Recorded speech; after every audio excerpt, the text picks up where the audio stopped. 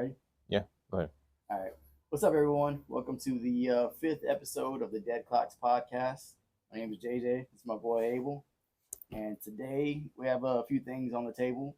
But first, we're going to talk about what happened this past Raw. Yeah, so Monday Night Raw. There was no Cody Rhodes. I guess they're taking a break from it, and they're gonna save the last bit of segment for the week before WrestleMania. So this upcoming Monday. But I just want to touch real quick on at least the CM Punk saga. Roman Reigns, Seth Rollins. After CM Punk gave his favor or was announced, now we know what that is, and we all kind of, I guess, anticipated that. We pretty much knew that's what we think it was going to be. Yeah, we all saw it coming. I really don't know what to think about it, to be honest. It's almost like it's not really a big deal. Like they're building it up to where it's going to psychologically affect Roman Reigns, I guess. But I guess, yeah. I mean, I guess it's okay. I don't know. I mean, I really don't know what else the favor could have been. Some people were anticipating or speculating that it might be somewhere Punk puts himself in another match for a title, but that's got nothing to do with this feud. So that's what I thought. I originally thought that at some point when Roman is champion, that CM Punk is going to use the favor for a title shot. But yeah, I guess we all, when Roman's not champion anymore, so it made sense that he's just going to ask Heyman to be in his corner. I almost feel like in this whole ordeal that Seth Rollins is almost like a third wheel in this. That's what it felt like last year too. Yeah, it just feels like he's a plug-in character wherever they need him. Yeah, but it makes him feel so not important, not special. He comes out week after week, and like I feel like they're trying really hard to make him feel like it's the importance of having him in there as well, like the significance of it. But I just don't. It doesn't feel that way. No, it really doesn't. Not to me. He doesn't. He just doesn't have that whatever that is, that star power that Roman has when he walks out, or CM Punk has when he walks out, that makes him feel. Maybe not to the extent of maybe a few years ago. I never felt it. Really? Yeah, I never. And I think he's a great wrestler. I think he's pretty good. But I think his best work was his original heel run. No, because he got with the Authority and stuff. I guess back then, technically his the Monday Night Messiah run. Oh, okay. He kind of like that kind of thing was. It's okay. I mean, that's about it though. But anyway, yeah. so he's just solid, I guess. He's not. I don't know. But anyway, getting back to the actual favor, I kind of hate it because I really love the pairing of Roman Reigns with Paul Heyman. Yeah. I think they are just a great duo. Right. A great pair. Yeah, it's perfect. You like him better with Reigns than with Punk? That's tough because I also like that. I think Heyman's like a perfect complement to both of those guys. I like both of those better than Heyman with Brock. It's clearly Paul Heyman was with Brock just for the sake of talking for him. Right. But Brock Lesnar, he's actually not bad on the mic. Right. I don't think. I think he's actually halfway decent. I think it would. Well, we've kind of seen that for a bit when he was doing that babyface character with the. Yeah. He was pretty entertaining at the time. But he's coming out with the cowboy hat and everything. Right. But I don't know, man. I really hate that he's gonna turn on Roman. You think that's what's gonna happen? I'm pretty sure. Some people think he's gonna turn on both of them. Yeah, I think that's what's gonna happen. To align himself with Seth Rollins, or just like it's just over. Like no one, Well, I don't know. One thing I've always said is I would love to see a modern day version of Paul Heyman's Dangerous Alliance. Yeah. From WCW. And strangely enough, I mean, you can't do a Roman because Roman's already part of the bloodline. You could do a Punk as the head of the group. Seth Rollins seems like a kind of guy that maybe could be in something like that. It's a heel group led by Paul Heyman. So I don't know. If it goes in that kind of direction, I wouldn't mind it necessarily. But I don't want to see just the Heyman and Rollins. Yeah, it doesn't make sense. Like I'm saying, Rollins doesn't have that special whatever that is, X factor. Maybe Heyman could bring that out of him, or maybe Heyman could be that, right, bring it up because he kind of does that to everybody he's with. But I don't know. Maybe that's what he's lacking. Who do you think wins that match? Well, if he turns, Seth Rollins. Yeah, I think Seth Rollins is going to end up winning that match. But I think what's going to happen is there will be a spot where Rollins may be kind of like taken out of the match, how they do that. And I think it's going to come down to where Paul could either do something that's going to help Punk or help Roman, and he's going to just walk away from both of them. Like he's not going to help either one. That's where essentially he's kind of turning his back on both. Yeah, and then they kind of instead Rollins kind of takes advantage of that somehow, and he'll get a win. I think that's what's going to happen. Yeah. Anyway, well, back on this train of trying to get you to be an old school wrestling fan. Yeah, they got another match this week. Yes, which is Terry Funk versus Jerry Lawler from 1938. Oh God. I believe it's 1981. Was it 81? It don't look like it. Oh, that thing looked like it's from the 60s. Yeah. Let me see. Let me check that year. I'm just curious. 1981. Yeah, I was right. Well, man, they started that match before they even finished putting the ring together. Well, back in Memphis, that's what the ring used to look like all the time. But I had a feeling it was going to be a hard watch for you because the footage is very grainy. It's very old. It feels old. It looks old. It is old now. Yeah. Was it a hard watch? I was very disturbed that once they started shedding blood, it didn't go to black and white. Oh, nah. Oh man, he's a modern day. It was. It was. How do I describe it? I did not like it. Okay. It was a little slow paced. It's just a lot of brutal. It just looked brutal, like brutal shots, a lot of elbows, some nasty elbows that Terry Funk was giving him. It's definitely meant to be more of a fight than a wrestling. For sure, yeah, that's definitely what it came off as. Because they were blowing off like a hot fuse. So okay. It was supposed to be like they're real heated. It was good though. I mean, I didn't like I said, I did not like it. I liked the fact that it was only 10 minutes. If that thing would have been 20 minutes, I couldn't have, God. But they both sold really well. If that makes sense, you know what I mean. They both looked. It was believable, like it was like a legit fight. And the crowd was rocking, so yeah, it was pretty good. It was really good. So this is like a time when WWF it existed, but it wasn't what we know it as today. Do you have any idea how like territory wrestling used to work back in the day? A little bit. I mean, they were just kind of spread out throughout the country. Sort of, yeah, sort of. There was literally different territories throughout the country, and they all had their own wrestling promotions. Okay. And each one had its own star, its own champion. Oh, okay. And they would sometimes work together. So, like, there was a Houston wrestling territory and there was a Dallas wrestling territory. Sometimes, Dallas would send a couple of guys, they'd send like a Kerry Von Erich to go work in Houston for a big match or something. Well, in Memphis, that was the Memphis territory, Jerry Lawler was the king there. Literally, not just, it's play on words, but Jerry Lawler was Hogan there. Okay. And Terry Funk worked there for a bit, and when he came in, they had a really hot feud. And so Jerry Lawler's the babyface all the time. And Terry Funk's just he's great at everything. I don't know if you've ever watched much of Terry Funk. Mick Foley calls himself a ripoff of Terry Funk. Oh, God. And he's nuts, man. He's crazy. He gives you the impression that he's crazy, too. On the WWE Vault YouTube channel, they recently uploaded like a 4-hour compilation of all Terry Funk's best moments. Okay. The interesting thing about Memphis, though, is you'll never find any Memphis footage on WWE products. Really? Yeah, they don't own it. That's one of the very few things in wrestling that WWE does not own is the Memphis. Who owns it? Tony Khan? What? No. Oh. Probably Jerry Lawler. Okay. Oh, shoot. Yeah. Yeah, probably Jerry Lawler. If not, somebody close to him. Jeff Jarrett, maybe. Oh, wow. Okay. Because his dad also is in that area.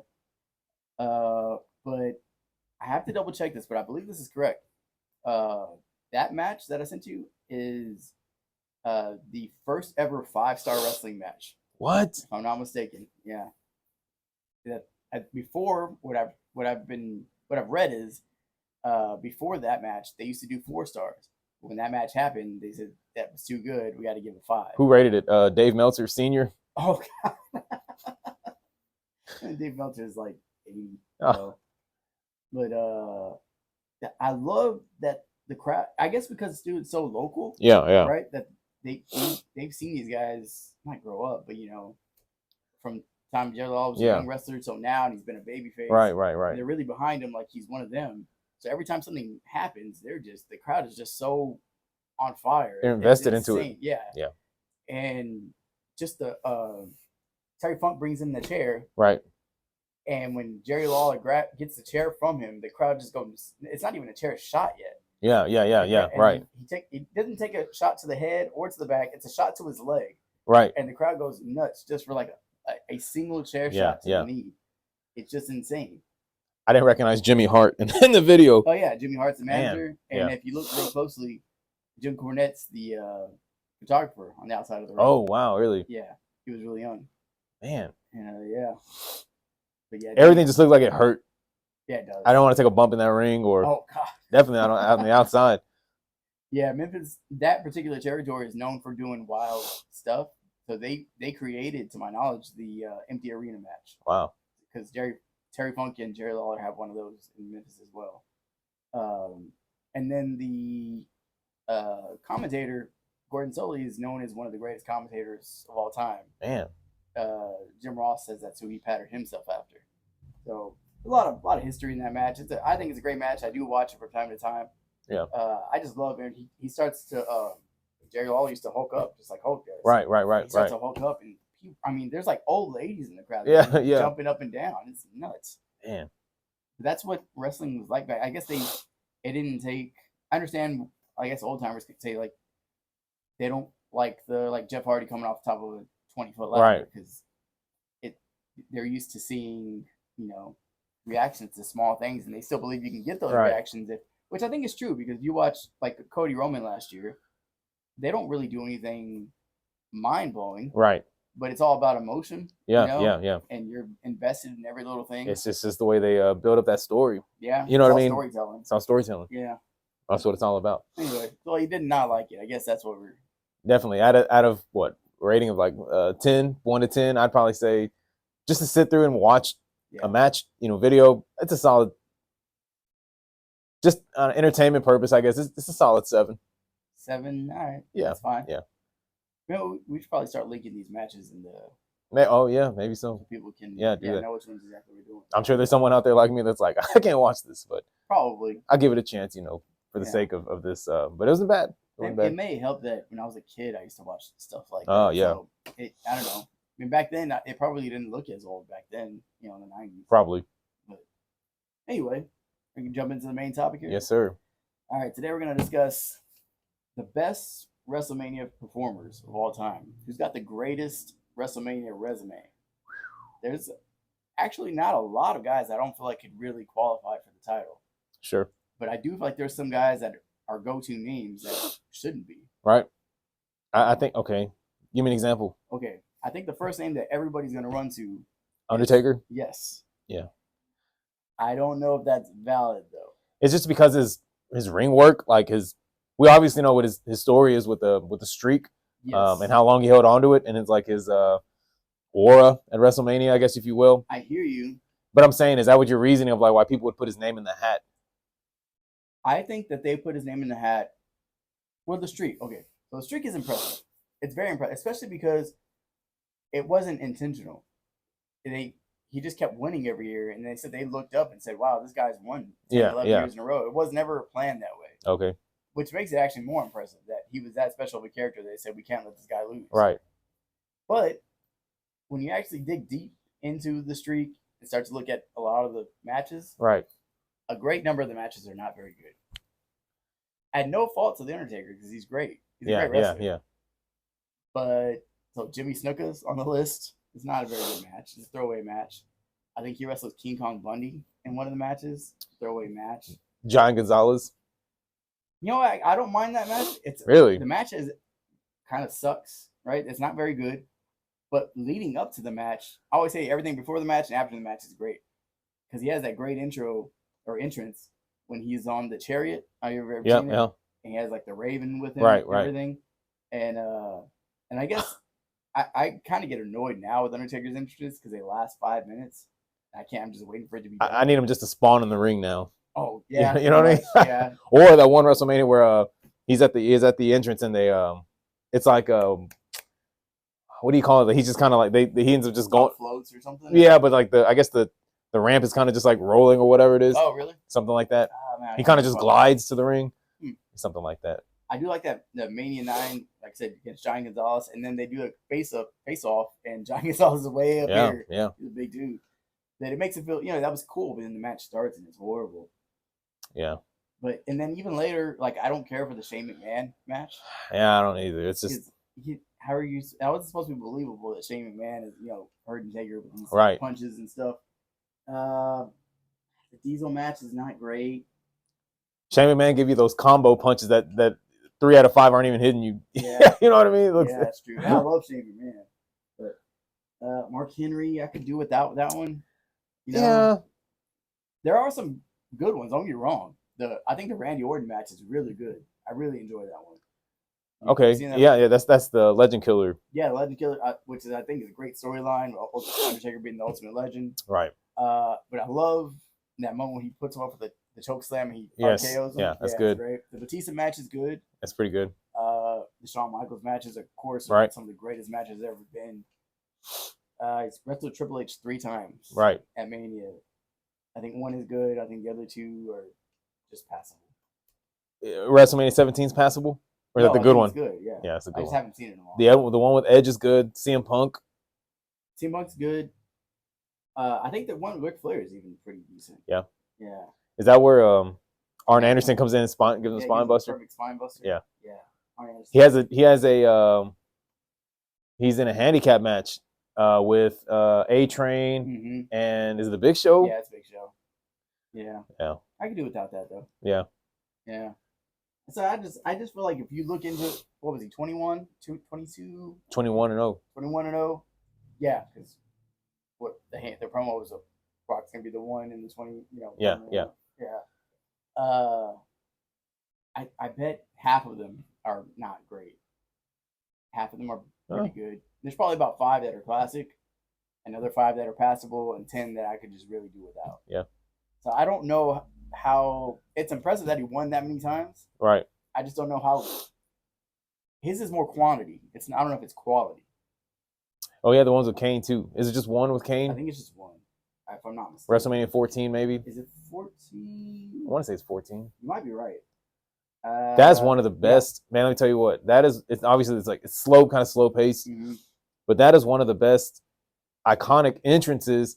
Undertaker's coming to the ring. Oh yeah, that's good. And Kane, it keeps going back to Kane, and man, it's like the purple and like the lightning's flashing on his mask. It just looks scary, man. It's really cool. Kane used to scare me. Yeah. Obviously, I knew it was wrestling. I knew it was all the work, but I don't mean legitimately scare me. I just mean I remember thinking in a character context, I was like, how is anybody going to beat this guy? Yeah. He just felt, which is I think that they were going for like a Michael Myers thing, which I think they totally nailed it. They should have never unmasked him. No, never. I don't think it was just the perfect man, and you can't put it back on. Then again, I did like some of the comedy stuff they did.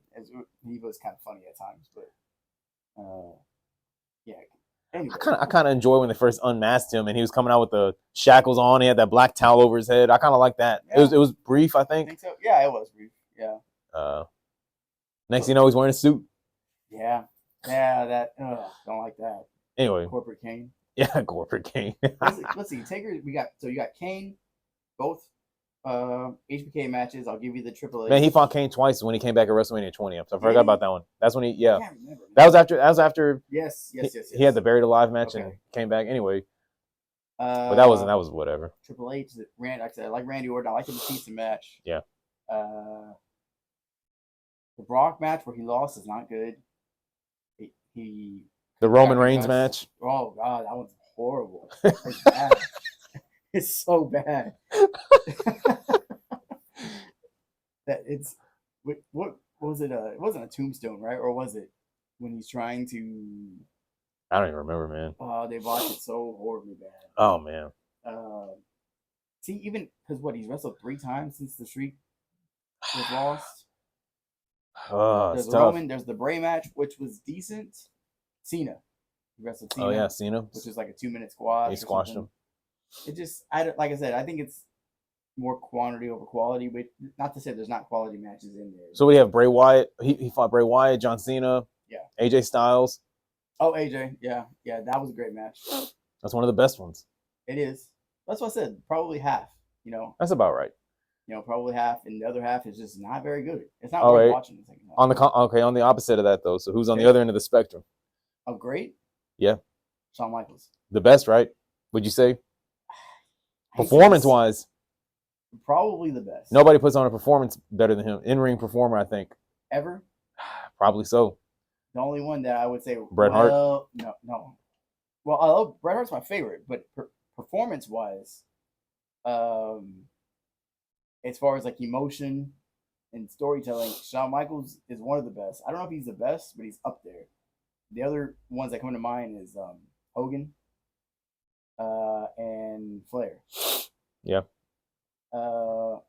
Bret, to me, he does make it feel believable. He does. Yeah, that's what I think and that's what appeals to me. I don't watch a lot of the Bret Hart stuff, but just like any promo that I've seen or like, like kind of leading up to the match or whatever, it always seems like it's very personal. Yeah, it comes off that way, like very much like, I think you know what I mean? Life, It's so I can appreciate that, Shawn Michaels probably has the best resume of any wrestler to have ever wrestled at WrestleMania. His WrestleMania resume is just unreal. I think if I had to guess, I think his earliest WrestleMania is WrestleMania 6 because he's part of the Rockers. Okay. I think by 7 he's a singles wrestler. I think 7 he wrestles Rick Martel, which is actually a pretty fun match because they're wrestling kind of like for the honor of Sensational Sherry. Okay. So it's kind of like a is that 8 or that's 7 or 8? Couldn't tell you. Guess it doesn't matter. But let's see, WrestleMania 9 he wrestles Tatanka, which is kind of a boring match. Then 10 though, that's where the real magic starts. Razor Ramon. That ladder match is just it's amazing. It's amazing. It's so good. Is that the greatest ladder match of all time? Probably. Probably so. Not the first one though. Do you know that? No. Yeah. We talked about that. I think we touched on that. I think so. Oh yeah. Well, in WWF though, I mean. Oh, okay. Bret Hart and Shawn Michaels had a ladder match in '92, 2 years before that one. Wow. Yeah. It was only on VHS release. It was a tape called Most Unique Matches or something like that. Yeah. And you can find it on YouTube. Okay. The ladder match, but it's pretty good, but it's not as good as the Razor one. Right. But that match with Razor Ramon is just, man, that's like magic in the ring. I know we're not talking about Scott Hall right now, but I swear that man just like oozes cool. Oh man, when he comes out, and like goes under the ladder. Yeah. You know what I mean? Just because it's not like bad luck to him. Right. It's just because I think I can't remember if HBK comes out first, but he goes around it. Right. Because it's bad luck. Yeah. The ladder, but Razor's just so cool. He just goes. Yeah. But man, Razor's just amazing. But man, that match is so good. And at the end, Razor's holding up the two IC belts. Right. But as far as Shawn Michaels goes, I always heard, I can't remember who says it. Is it Triple H? He said, as far as he's concerned, HBK went out there and had a match with the ladder. Oh God! Like no disrespect to Scott Hall, but that's how amazing Shawn Michaels was during the match. And he can work with anybody, man. Pretty much, yeah. No matter. What's another one of his Mania match?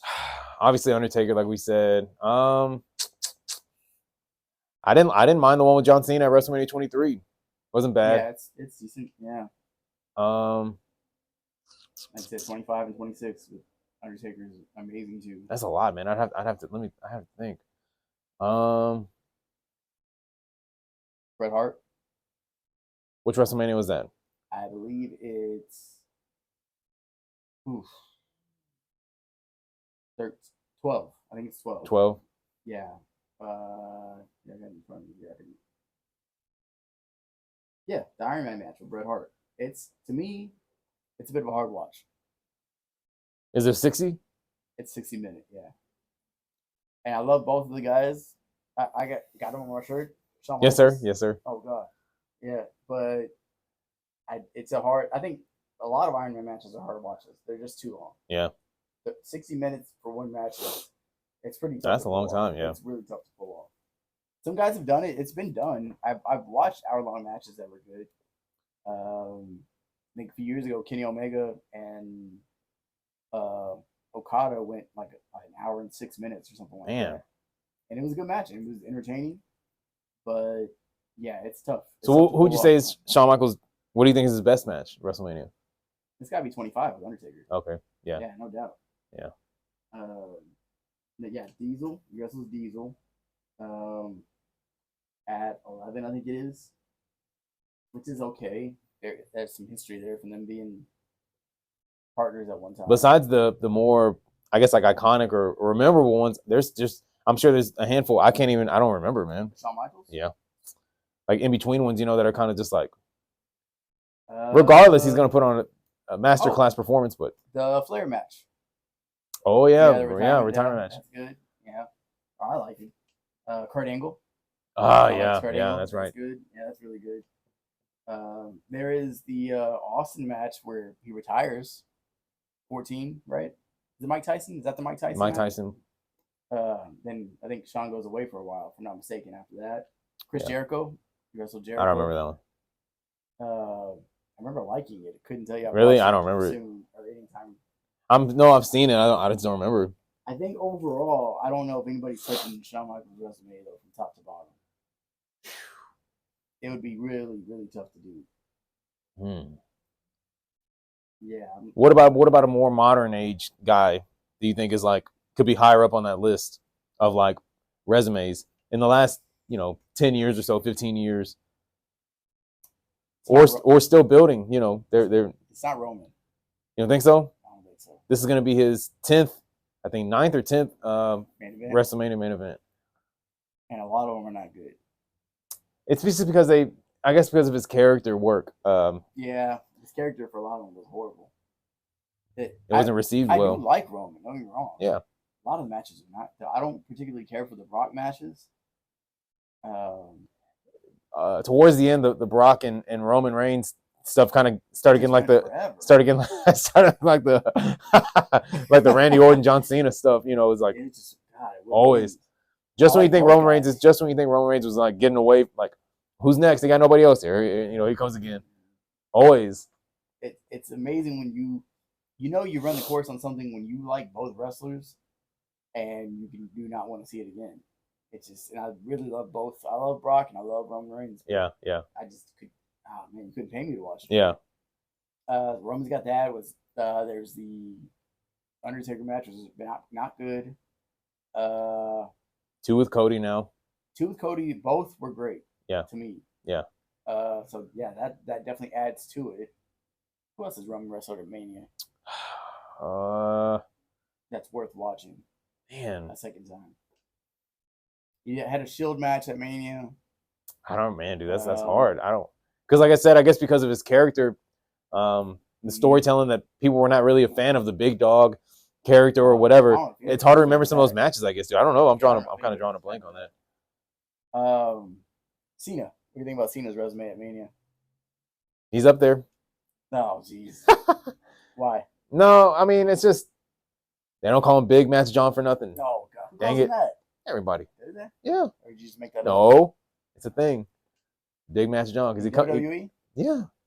Yeah. Cole give him that name? I don't know, man. Maybe. I don't know. I've heard it more than once.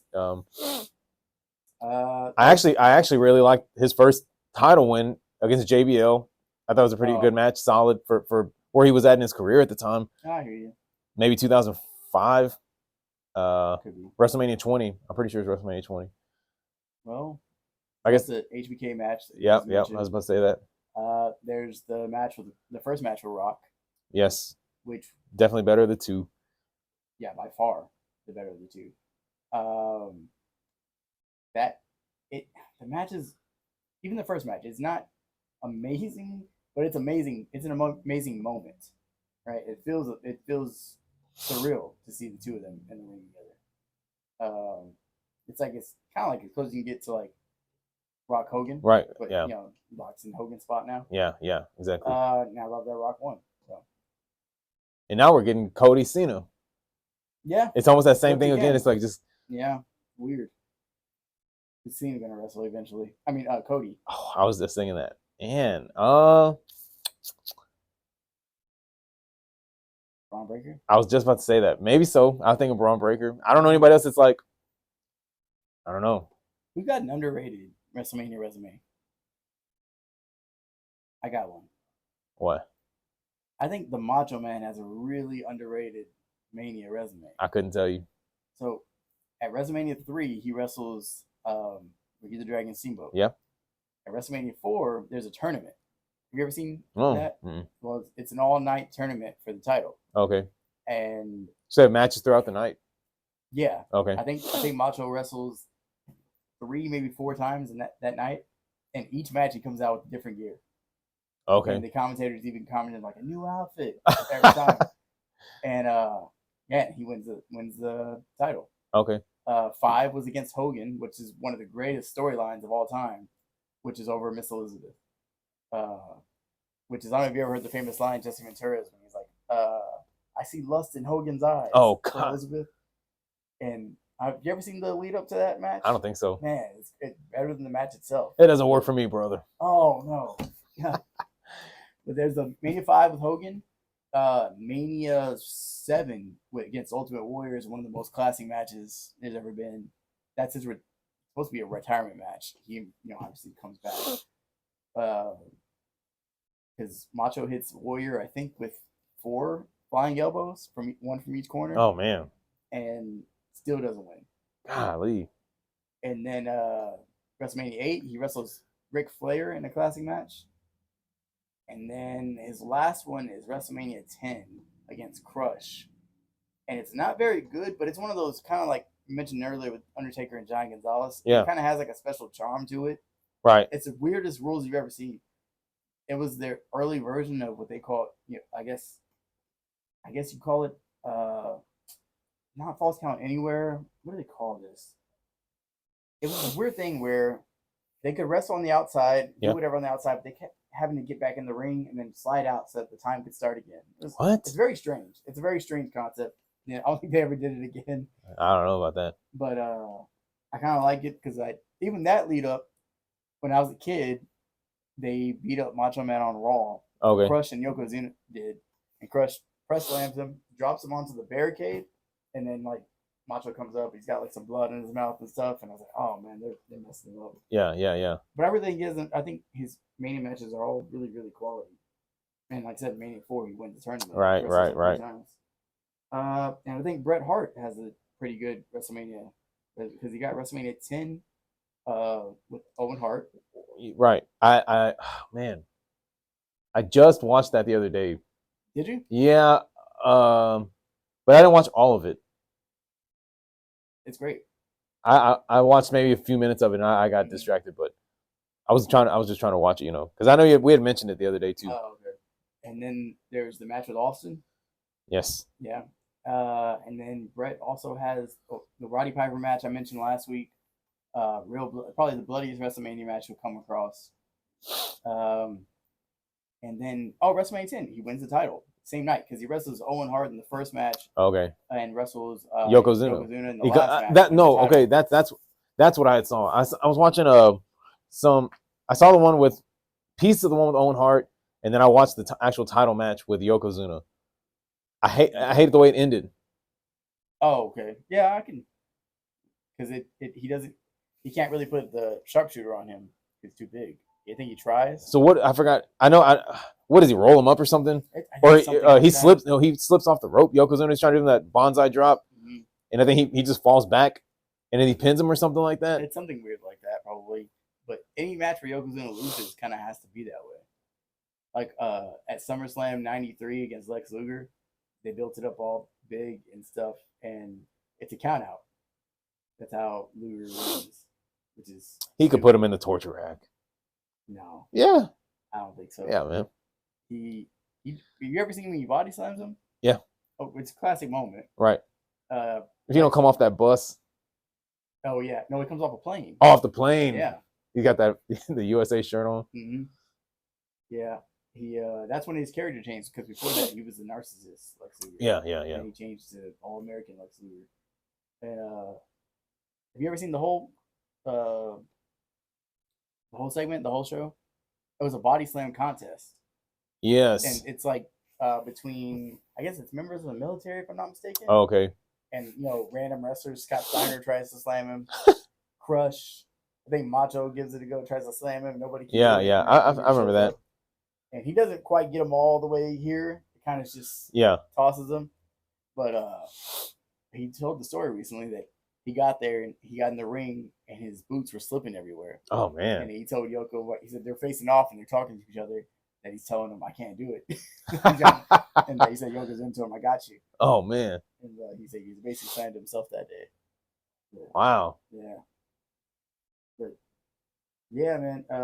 I love that. I love that. By the way, just kind of like you said, they went facing off, and just watching it, you think they're talking smack or they whatever, but they're always, they're probably communicating with each other, things like that. Right? You know what I mean? Mm-hmm. Someone told me a long time ago, and I believed them. They were like, it might have been my oldest brother. I don't remember. He was like whenever they're wrestling or whatever, they get in the corner, they lock up. Oh yeah. They're calling spots, probably like whatever. But he was always like, I bet they're probably asking like, "Hey, you want to go eat after this?" Like, you know what I mean? Like something like that. Yeah.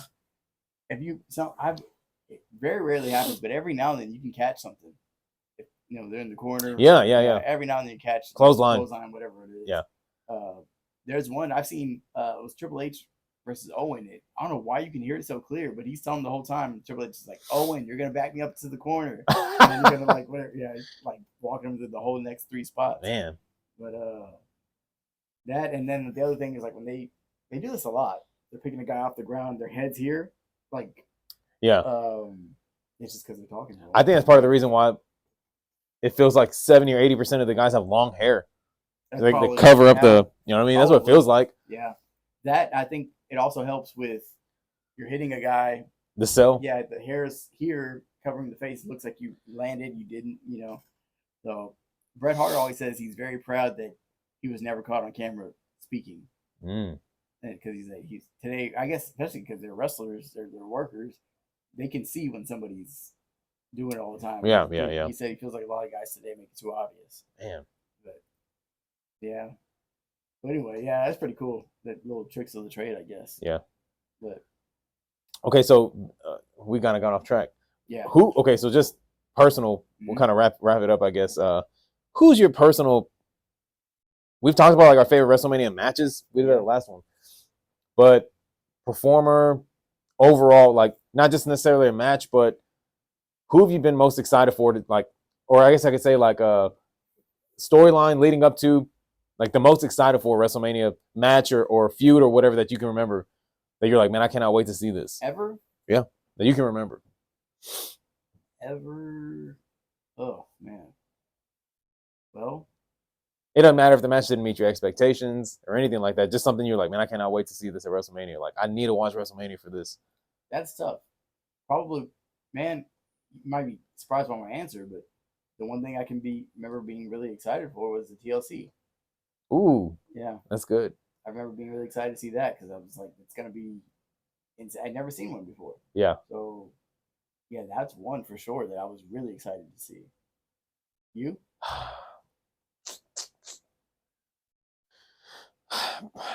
It sounds. I don't want to. I don't sound so modern, but I would say Cody and Roman 2 because at that point, and this is what I love about the storytelling and like the direction they go. Mm-hmm. He loses the first one. Everybody thought he was probably going to win. He loses. Yeah. A lot of people didn't like it because they were like, "There's a long title reign already for Roman Reigns," and it continues. And you get to the second one. I still didn't know which way it was going to go. I was pretty sure he's going to win. I honestly, I felt like I didn't know which way it was going to go just because you start thinking back to the year prior and it's like, well, I thought he was going to win then. Mm-hmm. And then it's just kind of like, well, what if he loses again? I don't know, man. When he lost the first one, I wasn't necessarily surprised that he lost it. But I just thought, man, it's going to be a long year. Because I knew they were going to run it back and I figured Cody would win the second one. Mm-hmm. But I just thought it's going to be a long time to get there. Because it's a whole year until Mania again. And you got to get through the Rumble and SummerSlam and Survivor Series. Yes. To get to another Mania. And I was like, how is he going to not win this whole time? You know? He defended maybe LA Knight against, you know what I mean? In between. Yeah, they found people in between the Drew McIntyre maybe at that Clash of the Castle or something like that. Or no, that was before that, but there's little fill-in spots, you know. Well, oh yeah, I think he wrestled Brock after that. I think that was his Maybe big, so. which kind of really put Cody over the top again. That Brock feud, that was really good. I thought.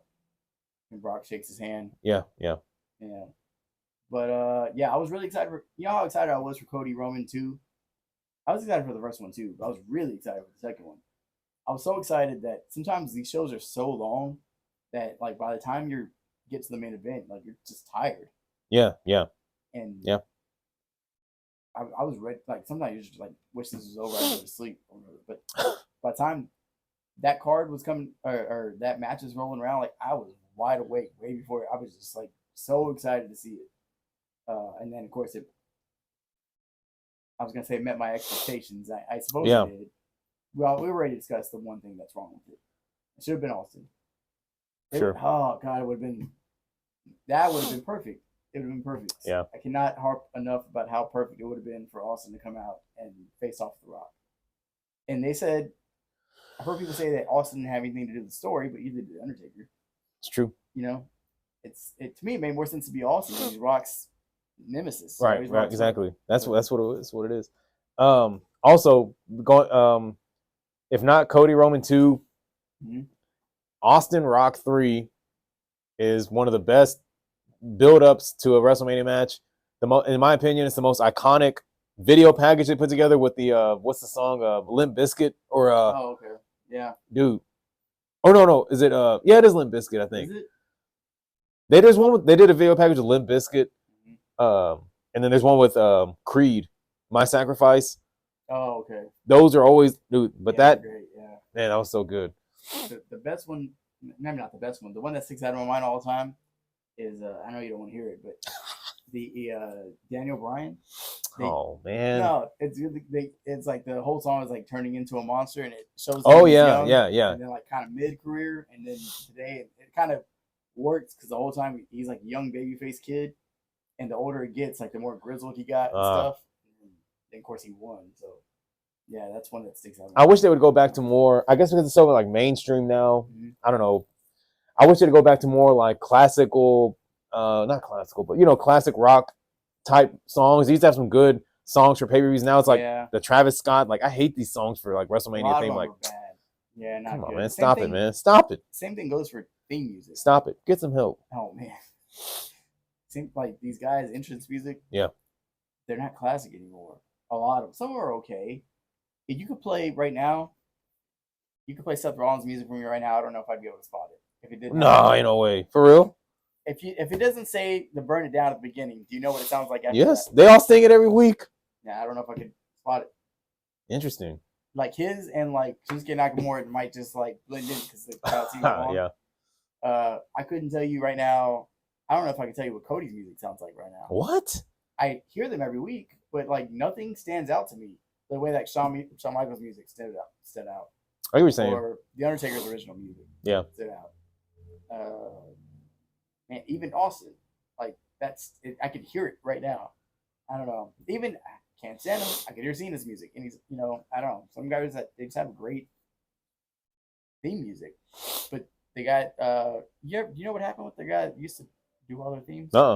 His name is Jim Johnson. Oh yeah. He wrote pretty much every classic WWF theme you could think of. DX, he did that one. He did Bret Hart's. He did everyone's.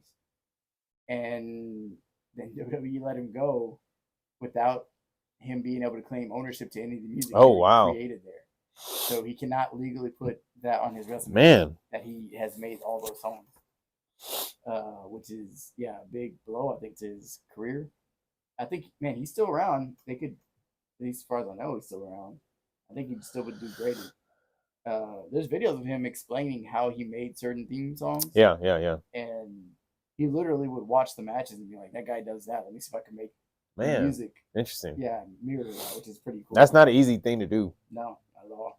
It's not an easy thing to do, especially when a guy has a set theme song and it's just like, that's like we always say, like I mentioned this I think maybe in the last video where it's like imagine Edge's theme song, like for example in WWE his last one that he had, but it was for Randy Orton. Like that doesn't work. Yo, I hear you. But just because, but had they gave it to Randy Orton back then, we would just know it as that.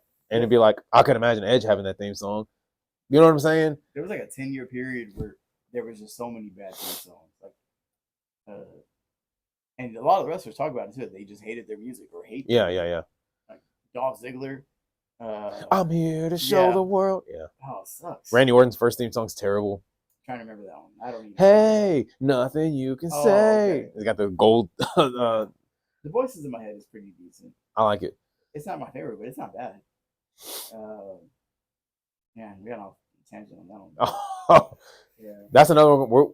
I've been wanting to talk about wrestling interest, like theme song interests, like our favorite. We'll save that. Speaking of themes, though, one of the most classic themes that they've ever had, I think he made this one as well, the WrestleMania theme.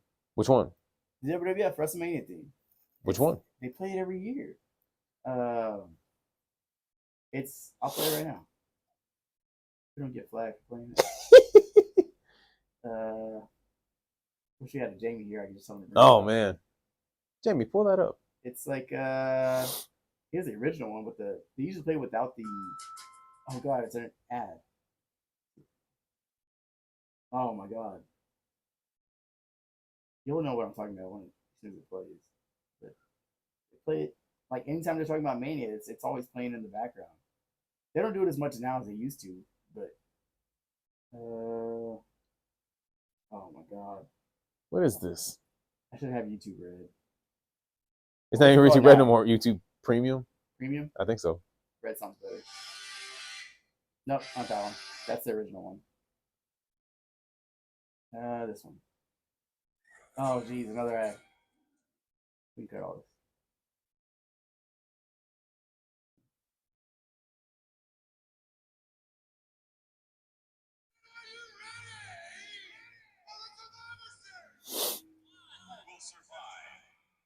And it's amazing. It's weird.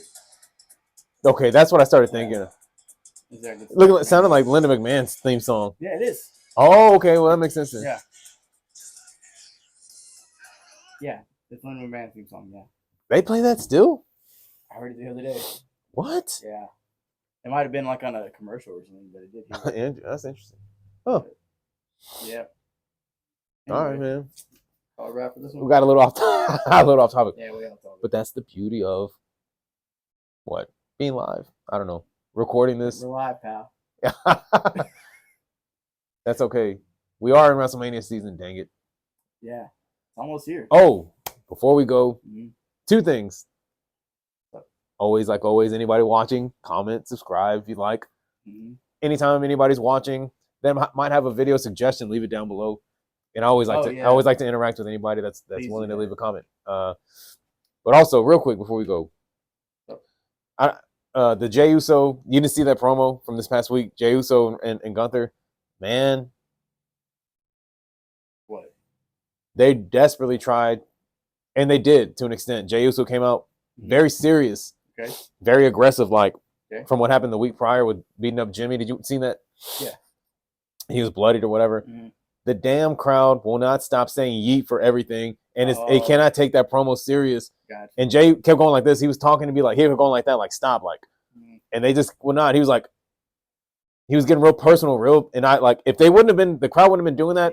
Very believable. That's a double-edged sword. Come on, man. But why can't they read the room and kind of be like, okay, like let's just stop. Some of it did, but the majority, you still heard it was way too much. He was like, you left my brother. He goes, basically like, I'm gonna avenge him, like. You're gonna see a different side of me, kind of thing. And he was like, "You left him a bloody pope, yeet!" Like the crowd would not stop, no matter what. And he kept doing that, like, "Stop, killing me, man! Come on, man!" Probably, I mean, hindsight's always 20/20, but they probably should have made it like a segment. He didn't even come out with. He had the yeet glasses, but he didn't have his normal like bright like blue or whatever. It's just a solid black shirt. Good. Yeah. And he looked tough, man. Like the glasses were a little bit different. They weren't colorful either. It was just black, and he looked like he meant business, and I was like, okay, cool. But the dang crowd, man, killed that promo, man. They should have probably done it. Like I said, hindsight's always 20/20, but they probably should have done it like a pre-recorded thing, or like a, like a backstage interview where the crowd's not there yet. That or like, man, have you ever seen?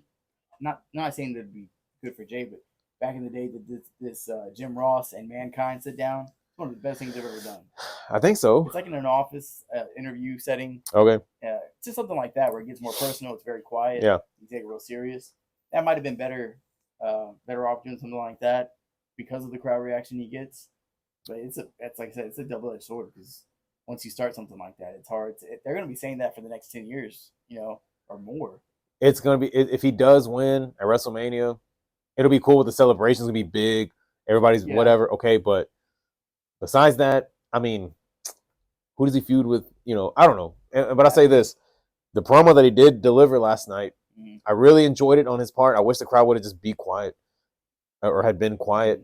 But it's the first time in this whole feud with them two that I feel like it's believable if Jay wins that match. Oh, I got you. Because the way he came off in, I guess, like this level now of personal, like, I'm pretty sure that's the first time I was like, man, Gunther should win. He needs to win. He needs to win. Yeah. I can't take Jay serious enough. But last night after that, I felt like I'd be okay if he won. It reminded me of when they were beating down Jimmy, whenever they brought X-Pac out and he was all bloody. Yeah, Kane is looking at him, all emotional. Is that where he starts screaming like, no? It's like, you know what I mean? It might be. I'm not sure. I can't remember. I just remember Is he outside of the ring and Kane's like holding him? Oh no, I think that's a different. Oh, okay. I don't remember. I just remember Kane holding like on his knees, like holding him. He's like, he's like, he looks up. He's like, oh, that's all I remember. Anyway, man. All right, man. Gotta wrap it up, man. Yeah, we're good. All right, man. That's it. Wrap for this one. We'll see you next time. We'll see you next time, man. Later.